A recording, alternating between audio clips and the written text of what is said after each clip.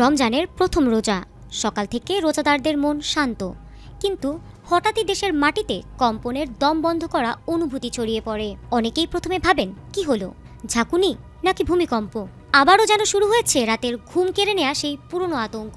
এর আগে সকালের ঘুম ভেঙেই মানুষ টের পেয়েছিল মাটির অস্বাভাবিক কাঁপুনি। ভয়াবহ সেই ভূমিকম্পের স্মৃতি এখনও অনেকের মনে দগদগে। গত বছরের নভেম্বরের সেই ভয়াবহ ভূমিকম্পের পর থেকে বহুবার কেঁপেছে দেশের বিভিন্ন অঞ্চল। পবিত্র রমজান মাসের প্রথম দিনেই দেশে আবারও ভূকম্পন অনুভূত হয়েছে। দুপুর 12:46 এই ভূমিকম্প অনুভূত হয়।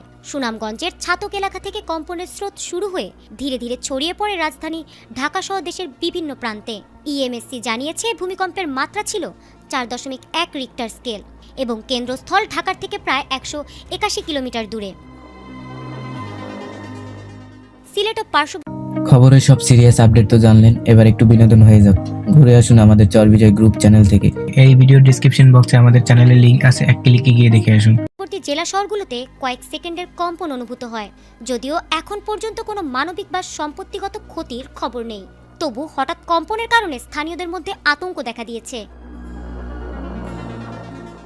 বাংলাদেশ মেট্রোলজিক্যাল ডিপার্টমেন্টের সিলেট অফিস নিশ্চিত করেছে ভূমিকম্পের মাত্রা 4.1 রিক্টার।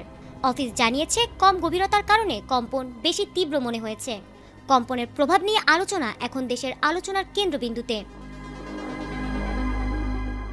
বিশেষজ্ঞরা আশ্বস্ত করেছেন এই মাত্রার ভূমিকম্প সাধারণত বিপজ্জনক নয়, তবে সচেতন থাকা, জরুরি প্রস্তুতি নেওয়া এবং হঠাৎ পরিস্থিতিতে সুরক্ষা নিশ্চিত করা প্রয়োজন।